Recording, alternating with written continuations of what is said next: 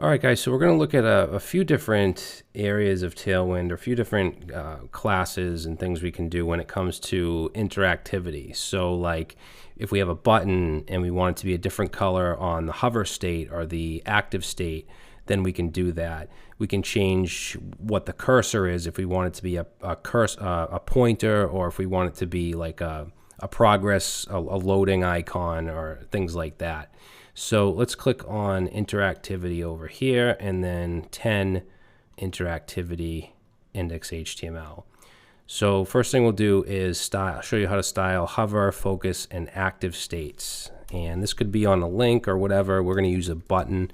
So let's create a button with some just basic styles. We'll do BG, say BG black, text dash white, and let's say padding on the y-axis 3, padding on the x-axis 5, rounded LG, M3 for margin, and yeah, let's just do that for now, and we'll say submit.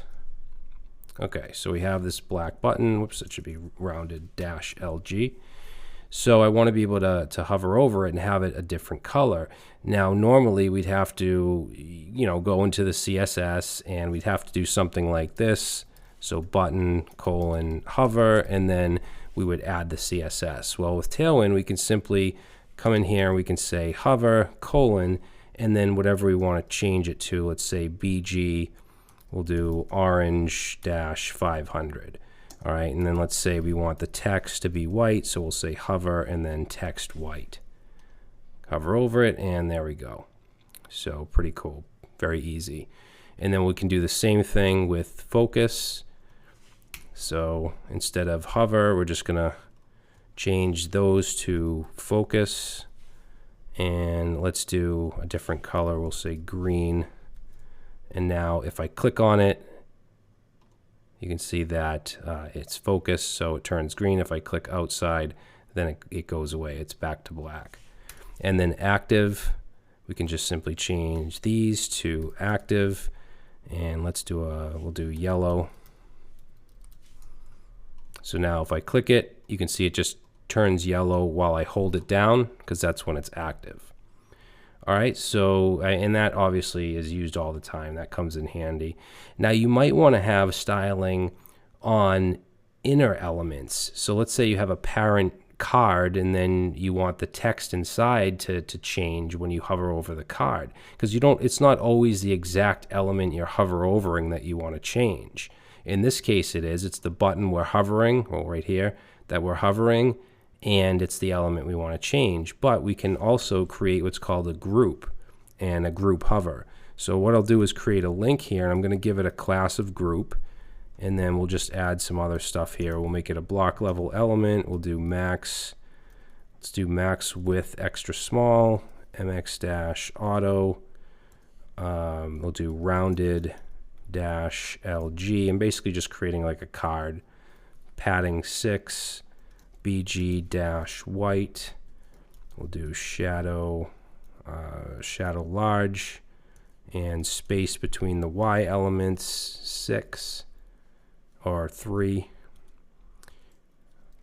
All right, so if I save that, not max auto, MX auto. So now you can see this here, and if I hover over it, I'm going to make it so it turns blue. So we'll say hover, and let's do BG. We'll use sky 500. All right, not shy. So it works as expected. We hover over it, it turns blue. Now let's say we have some text in here, like we'll have an H3. I'll just say card title, and let's have a paragraph. This is the card text. Okay, now if I hover over this, it turns blue. Now I want the text to turn white, and I could, of course, do this. I could say class hover and then text dash white, right? But that's only if I hover over the text, over that H3. It doesn't happen when I hover over the link here, the parent element. But I can simply add onto this group dash hover, and now notice when I go into the card, when I go into the link, the text also changes. All right, so we can do it there. We can also do it on the paragraph. Just say group dash hover, and we'll say text white. So you can see this can really come in handy, because usually that's what you want to happen if you have a UI element like this. All right, so next we're going to look at pseudo classes, and with CSS we can do stuff like on the LIs if we want like first child, or we can get all the odds or evens or whatever. We can do nth child. So there's some pseudo classes we can actually style. So what I want to do is create a UL, an unordered list, and then let's create some list items. We'll just have the text of item and then whatever the number is, and we'll do 6 of them. All right. And then what I want to do is create a class on all of these, and I'm going to use first. So say first colon, and let's say bg-red-200. And I want to put this on all of these. So I'll just go ahead and place my cursor in all of these, and we'll paste that in. Let's save it. And notice that even though the class is on all of these, only the first one gets the red background. And you might be saying, well, I could just, add on BG red to the first one. But a lot of times when you're building applications, you're working with dynamic data that's coming from the database. You might be using React or Vue or something, or a template engine, and you don't have that direct control. And yes, if you're using like a template engine, you could probably do like in Blade with Laravel, you could say if here, and then, style specific elements. Like you might want the first one to be more prominent or whatever, and you could do that with a template engine. But this makes it easy to style the first without having to do any of that stuff. And there's other ones as well, like there's even and odd. So for instance, if I say even BG dash, let's do green 500, and then let's do odd, we'll say BG dash, we'll do orange 500, and I'm going to put this on all of these. So we'll grab that and let's put it here. Okay, we'll paste that in, save, and now notice that the odds are orange, the evens are green. All right, and this overwrote this, the first.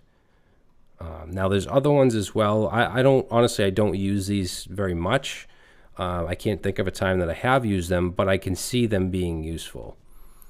All right, now the next one is a class called appearance none, which can be helpful because in some browsers, certain things look different.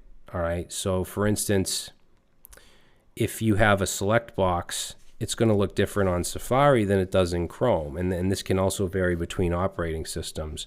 So what appearance none does is it strips any of the browser specific styling. So just to show you that, let's create a select. We don't need this stuff. And let's say option, say yes and no. All right, so save that, and you can see on Chrome it gives me the option yes and no, and it has this little arrow next to it. And if I go to Safari, notice the select box looks different, right? It has the 2 arrows here. So these look different. So if you want to strip those browser styles, what you could do, actually I'll just do it on this. You could add the class of appearance dash none. And now notice they look the same. There's no arrow at all. Okay, so that can be something that is really helpful. So next we have styling the cursors. And by the way, I have all the classes down here. Actually, I only have the cursor classes. So let's add some buttons here. I'm just going to put a line break. Let's put a line break here, and then we'll have a button. I'll just grab the styling from this right here. Just grab that. So button, and let's add class equals those, and then we'll say submit. So I have a button here, and this is actually a bad example for cursor pointer. That was what I was going to show you because it's pointer by default on a button. But let's say I have a paragraph and I want it to be a pointer. I could say cursor dash pointer, and now, oops, should probably put some text in there. And now if I hover over that, I get the pointer.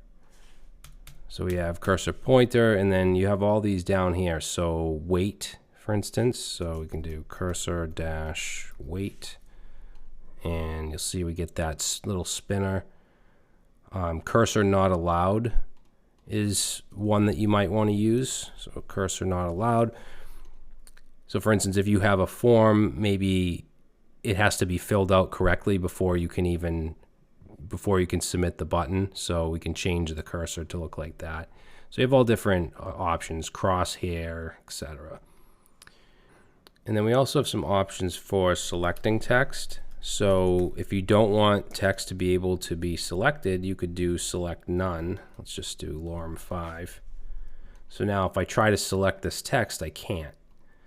Okay, and there's a couple others as well. So we have select dash text, which just allows us to normally select text. We also have select all. If we do that, then you can only select all. If I click anywhere in here, it just selects all of it. And then we also have select auto. So select auto, I believe, is just the default. Yeah, I'm pretty sure that's just the default. So the last thing I want to show you is how to add smooth scrolling. So you might have a nav bar, you click on a link, and then it scrolls down nicely, nice and smooth to that ID. So I'm going to need some more content on the page, so I'll just put a paragraph. We'll do like lorem 400.